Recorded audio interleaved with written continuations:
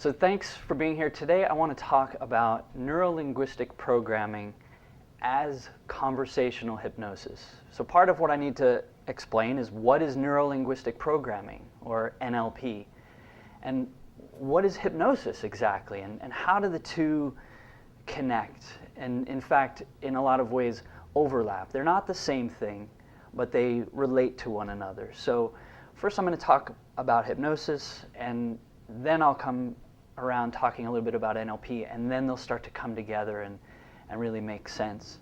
So hypnosis is something that has existed forever. It's like electricity. It wasn't invented so much as discovered.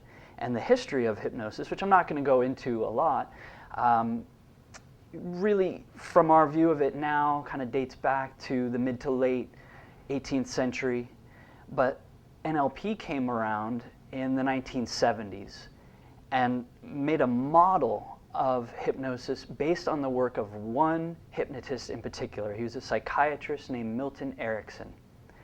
And Milton Erickson had an approach to hypnosis that was really not like the way hypnosis had been done by anybody before him. And some of the ways that Milton Erickson uniquely used hypnosis was by utilization, taking whatever his patient was doing and being able to adjust his approach, his communication style, to work with what that patient was presenting to him. So he would be very flexible in his language. He would use things like double binds, where it would create the appearance of having a choice. Asking somebody, for example, would you like to go into hypnosis quickly, or would you like to go into hypnosis slowly? And asking a question like that has built into it a presupposition. You might have detected what it is. You're going to go into hypnosis. So discovering these patterns in the language, that's where NLP comes in, building a model of how Milton Erickson did hypnosis in this conversational way that was very flexible, that was not necessarily ever the same twice. Discovering what the language patterns were so that a model could be built, that's what NLP presented and offered, and how it developed. And NLP is fundamentally about modeling. It's about discovering how excellence is done in all sorts of ways. So other really prominent therapists of the time, particularly Virginia Satir and Fritz Perls, were modeled for their work, and they contributed to this beginning period of NLP in the 1970s, and even to this day, some of the basic language patterns come from understanding how they got great results with the people that they worked with.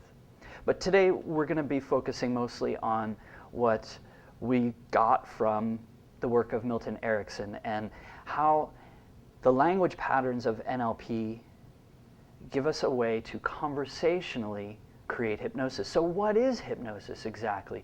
There's different views about that.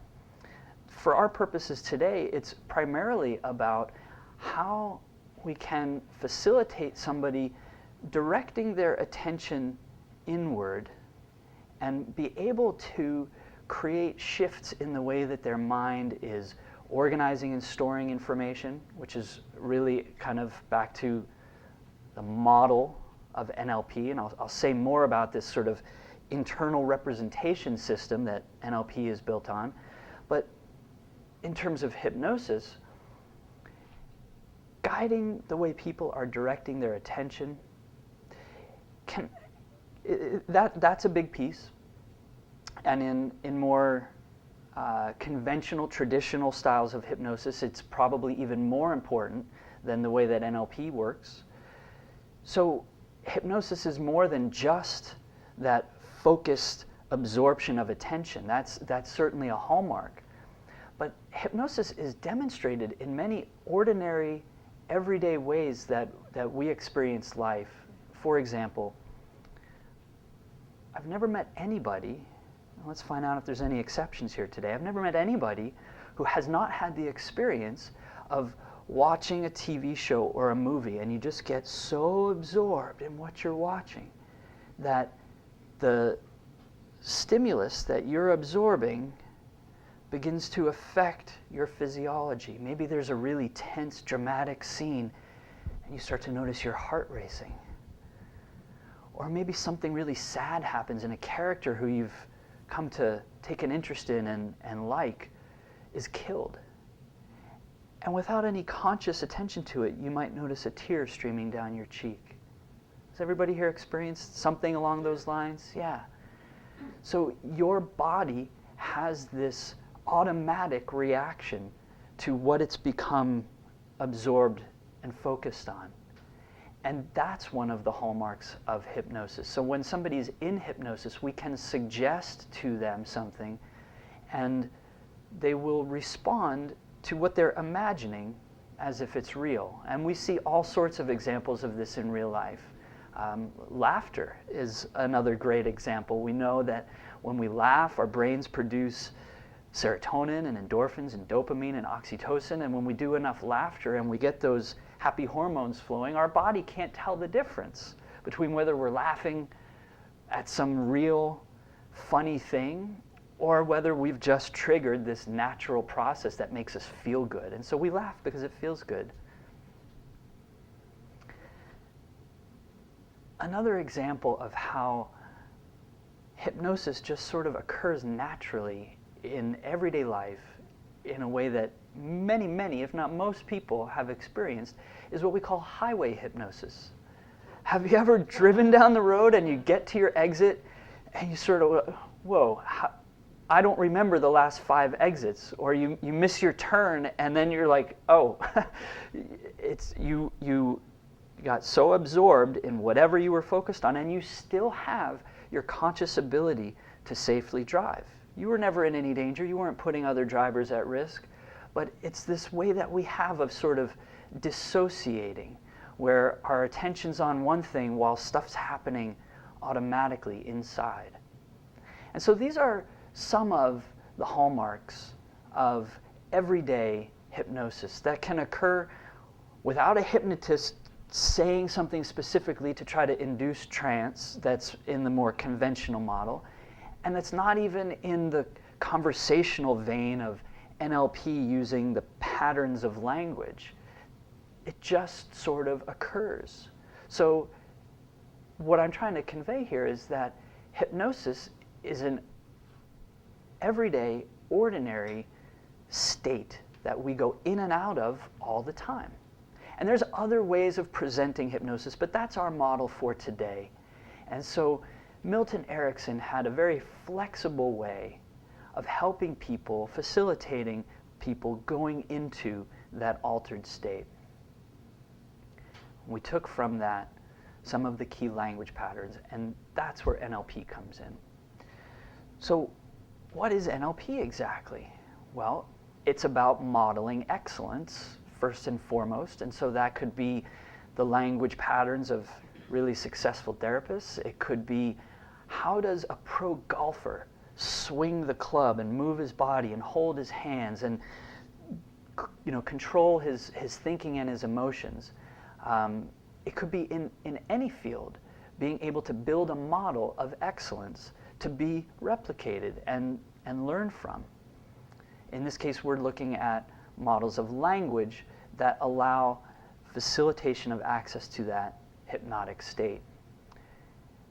Modeling also comes into play when we think about NLP in a global sense. Now, what I mean by this is we don't interact directly with reality, what's going on around us.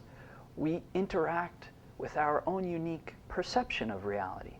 Each of us has our own map or model of the world in our mind, and that's what we use to navigate our existence. Now, how do we create this map in the first place? It's what we take in from the external stimuli through our senses. So what we hear and see and smell and taste and feel, our 5 primary senses. So we take in information through our senses, and our brain stores and organizes that information. That is our mental map or our model of the world. A lot of times, that model or map doesn't give us everything we need to successfully navigate. And there's a reason. The map is not the territory. Now that phrase right there is what we call a presupposition. NLP has many presuppositions. These are sort of underlying premises that we assume to be true because they're useful to us. It's not necessarily about having scientific empirical proof that they're true. We use these ideas for their usefulness. So when it comes to this particular presupposition, the map is not the territory, let's look at how that actually exists in literal terms. If you were in New York City and you had a paper map, you'd probably see all the bridges and tunnels, but you wouldn't see every little dark alley. You certainly wouldn't get the smells of Chinatown, and you wouldn't get the sounds of the honking taxi cabs. Right? It's a map, it's a piece of paper. It can't give you smells and sounds. Right? The map represents the territory, but the map itself is not the territory. It's the same way with our mental map. We navigate our existence according to the mental map. And just as that paper map, it's got things that are missing, things that we delete from our conscious awareness. It's got things that we distort, and it's got things that we generalize. So when working with clients, it's very valuable to develop an understanding of what their mental map is like, so that as a practitioner, I can understand what it is that needs to be either clarified or added or expanded upon, so that the map that the client is using is more resourceful and can help them to navigate more effectively. So that's how the mental map is a model for people. I just want to pause and see if there's any questions before I continue on. Is this all making sense? I see a lot of heads nodding. Good.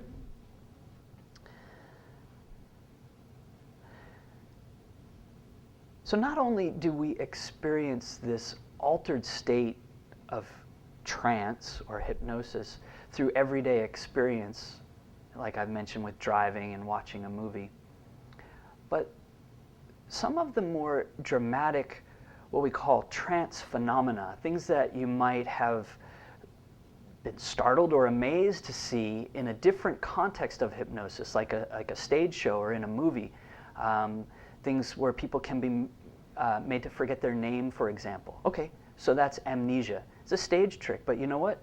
It happens in real life too. Have you ever forgotten where you put your keys? It's real simple. We get amnesia all the time for real simple things. On top of that, you walk around saying, oh, I can't find my keys.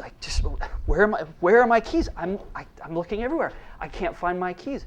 And you're kind of giving yourself a negative suggestion, for one thing. Hypnosis is about giving suggestions to the subconscious part of the mind, but not only are you giving yourself a negative suggestion there, you're likely to find the keys somewhere hidden in plain sight. How often does that happen, right?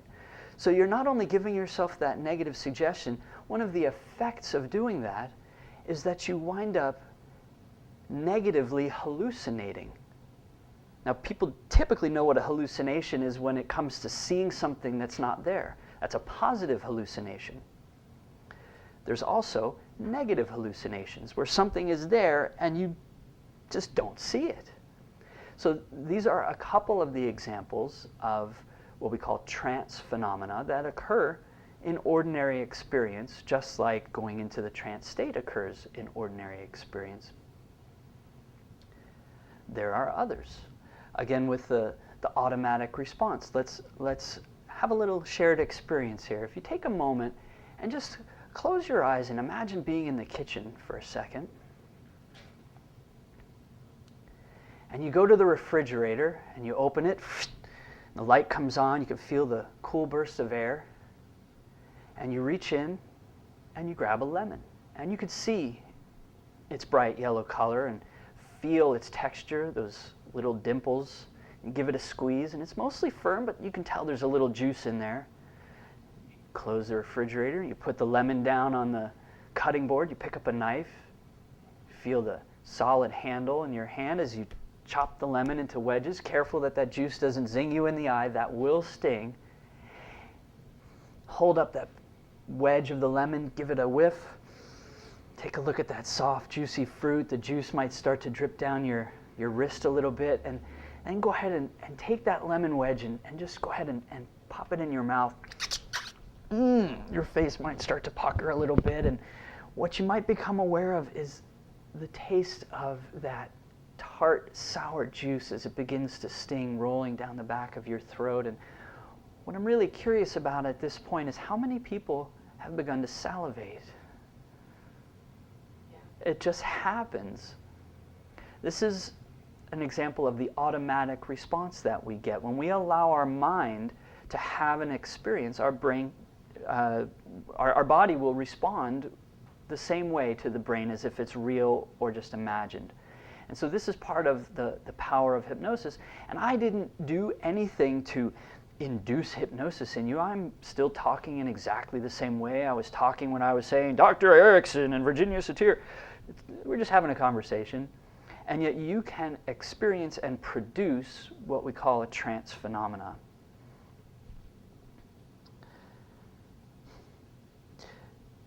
How is this practical? Some of the ways that we use hypnosis and NLP include pain relief and eliminating fears and phobias and trauma. So what's the connection here? Okay, we've got the mental map, how we store and access the sensory information. Let's drill down into that a little bit. Each one of our senses has features to them. And the NLP jargon term for that is submodalities. What we're talking about is the modality of sight. Okay, you can see things in color or black and white. You might notice whether something is still or moving, whether it's flat or three-dimensional, whether it's far away or near, big or small, bright or dim, contained within a frame, or wide open and panoramic.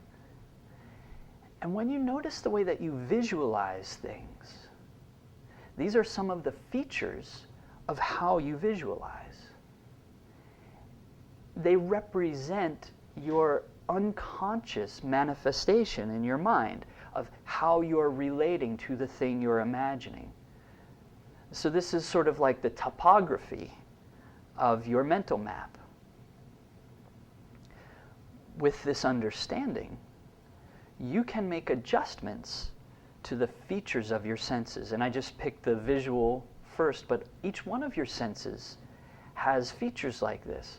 So the sound of your own inner voice can be adjusted in all the same ways that you can adjust your speaking voice. Sometimes you're louder, sometimes you're softer, sometimes you've got an angry, nasty tone, and sometimes you're kind and gentle and polite. Sometimes you talk really fast. Other times, you're more deliberate. You can tell when somebody's asking a question, can't you? When their inflection goes up, and when somebody really knows exactly what they're talking about, their inflection will go down. And these are all ways that you just intuitively, naturally, automatically adjust your speaking voice when you're talking out loud. And what do you find if you were to say the same thing to somebody, but in different ways? They're going to respond the same or different. You say something sincerely and you say something sarcastically. What do you notice in response? All right? People will definitely respond differently based on how you say what you say. The same will apply to the way that we feel inside when we adjust these features of our own inner voice. Same will apply when we adjust the features of how we visualize something. So in the example of a phobia, for example,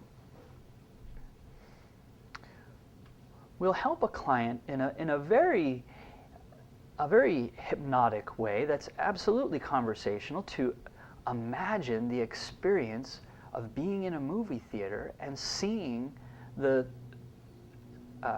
trigger of their fear on a movie screen.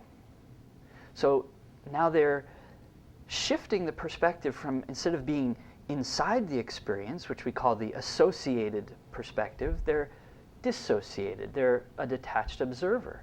That's another one of the features of the visual sense.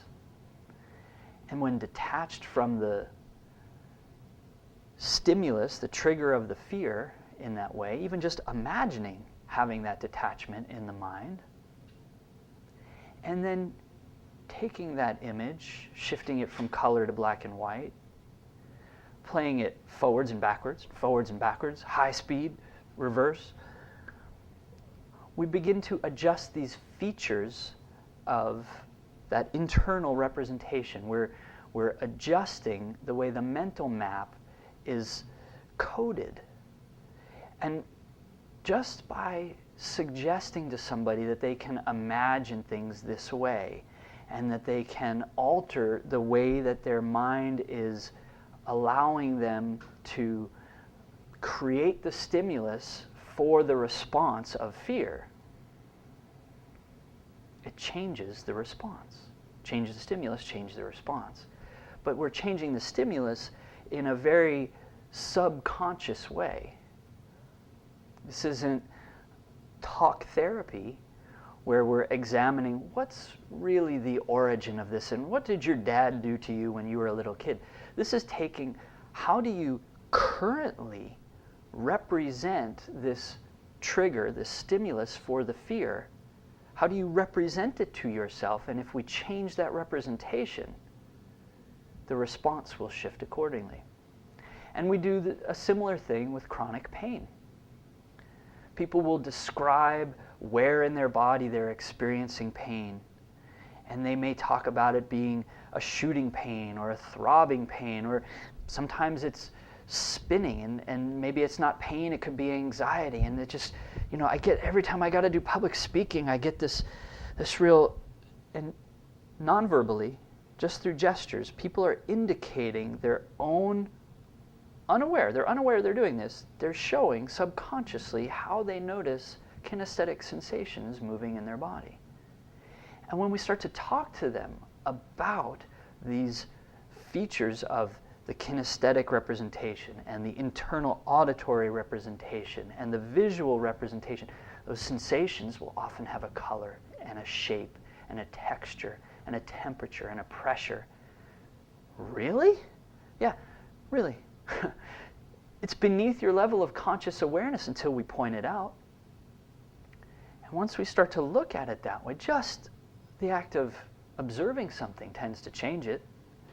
And then we bring this conscious effort to noticing what features make the difference in changing the way we feel.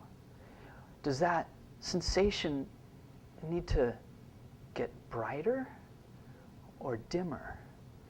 Do we need to take it and imagine it being outside the body? Maybe turn it into a symbol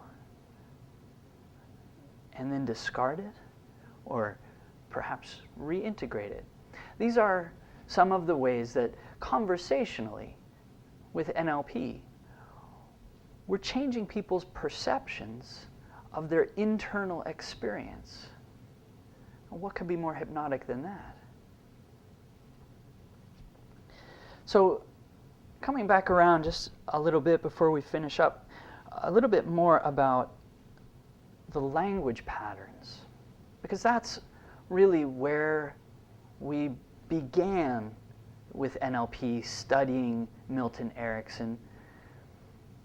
So it's not just about facilitating somebody going into that deep trance state through a more conversational means instead of a more formal means. We don't need to swing a pocket watch, and we don't need to snap our fingers. There's ways you can do that too, but that's not the point of this presentation. We can do this conversationally, and it's through the particular use of language. So I mentioned before, the map is not the territory, and that's what we call a presupposition. There's others. Like, there is no failure, only feedback. So if I'm having a conversation with you and my intention is to hypnotize you and what I'm doing isn't working, it doesn't mean you've failed to go into hypnosis, and it doesn't mean I've failed to induce hypnosis. It means I need to observe what's happening, take that as feedback, and adjust my approach accordingly. Another one of the presuppositions is the meaning of the message is the response that it gets. So if what I'm saying to you is not getting the response that I want, it doesn't mean you don't understand anything. No, I own the responsibility for getting the response I'm seeking. And I have to adjust my message accordingly until I can be sure that you've understood what I want you to understand. And these are some of the fundamental, foundational premises of how we interact with people, but we use presuppositions in another way too, that have to do with the language patterns. So it might be something along the lines of,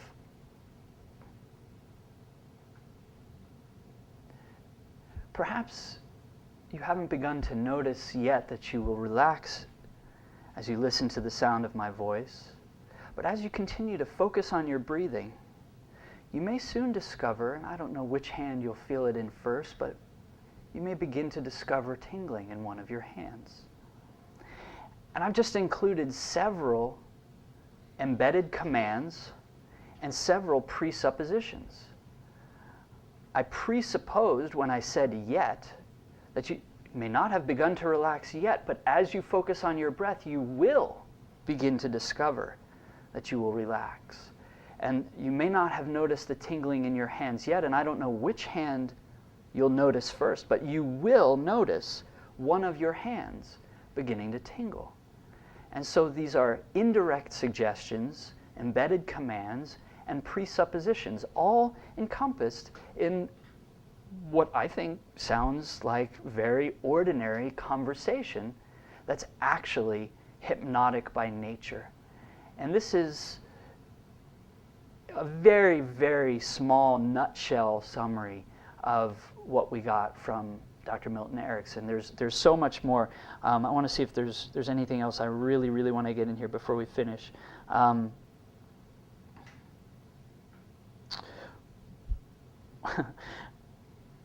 Ambiguities and metaphors and paradoxes.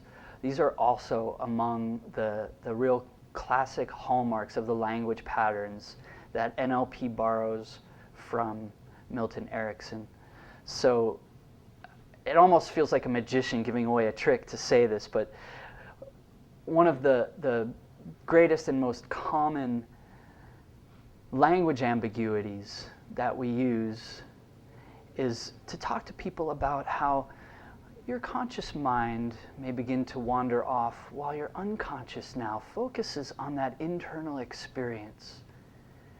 And what did you just hear me say? Yeah, your mind's got two parts, a conscious part and an unconscious part, but I also just told you you're unconscious now. Your conscious mind may wander off while your unconscious now focuses on the sound of my voice. You're unconscious now. This is part of how we can conversationally lead somebody into that hypnotic state. And there's many, many, many examples of this kind of language ambiguity. I helped an elderly man who was experiencing incontinence a while ago, and one of the things I told him was that you're in control of how your mind influences your body. You're in control. Do you understand? You're in control. You are in control. Our subconscious mind will always process multiple meanings, will process all the meanings when you give it ambiguity like that. And that was part of the genius of Milton Erickson. So we don't need to do formal hypnotic induction procedures to guide somebody into a hypnotic state. And even when somebody's in a hypnotic state, they don't need to experience what we might think of as trance depth. We don't need to keep taking them deeper and deeper and deeper until they're immobile, or what we call cataleptic. That sometimes is useful, but it's just another trance phenomena. And so we would utilize it.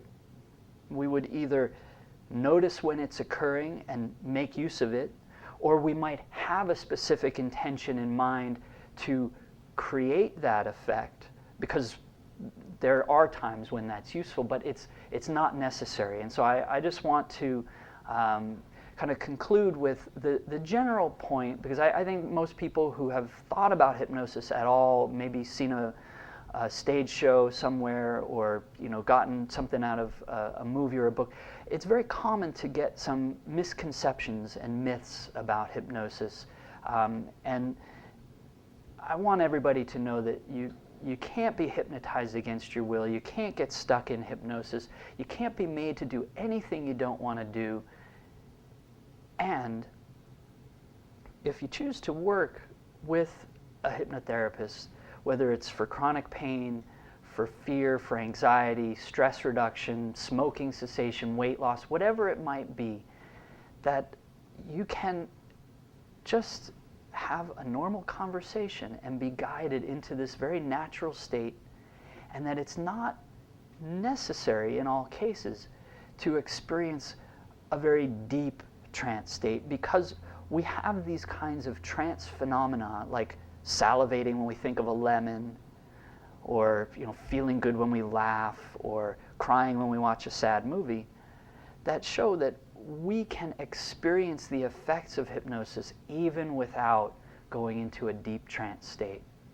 So it's about the language, it's about the intention, it's about noticing the feedback that you're getting from the people that you're talking to, being able to adjust and own the message that you're giving until you get the response that you want.